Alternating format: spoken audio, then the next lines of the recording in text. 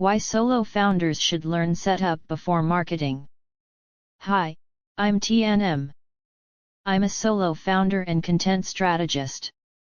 Today, I want to talk about a skill that's way underrated: setup. Here's a common scenario you might recognize.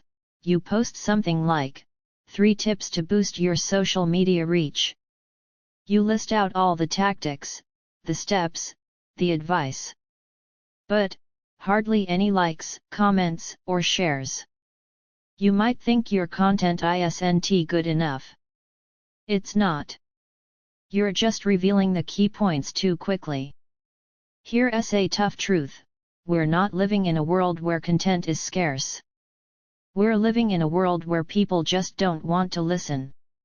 So, the key isn't learning more marketing tactics, copywriting, ads, or AI tools. Those are all important, but they come after the first step. The moment your audience scrolls past your content, you've lost.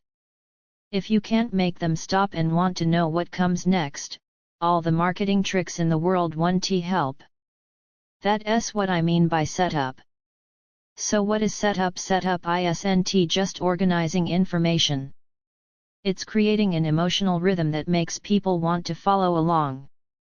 For example, take the same topic: 3 tips to increase reach. One way to say it: today I'll share 3 social media marketing tips to increase your exposure.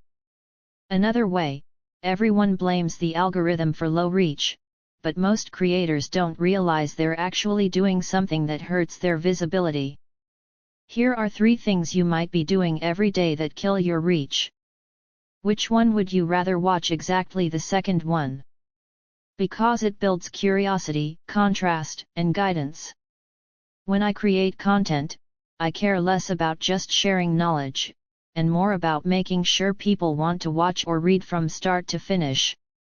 That's the secret to successful content. So how do you practice better setup? Here are 3 tips.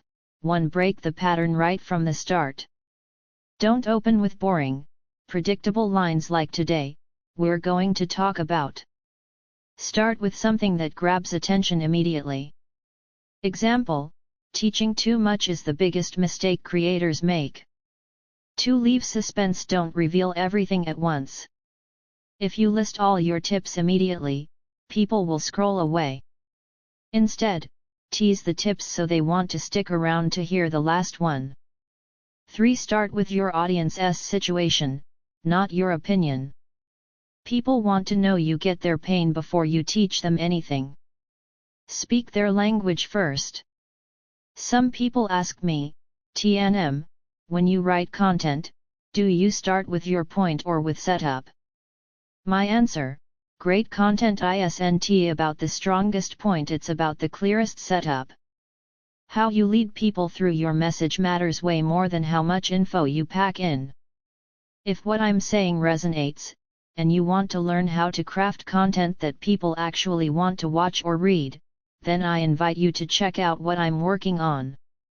Here's my sales page: tmtmtm.gumroad.com. You can subscribe right away or browse some of the content I've already shared. I'm T&M. I hope today's video helps you rethink one thing: it's not that your audience has no patience.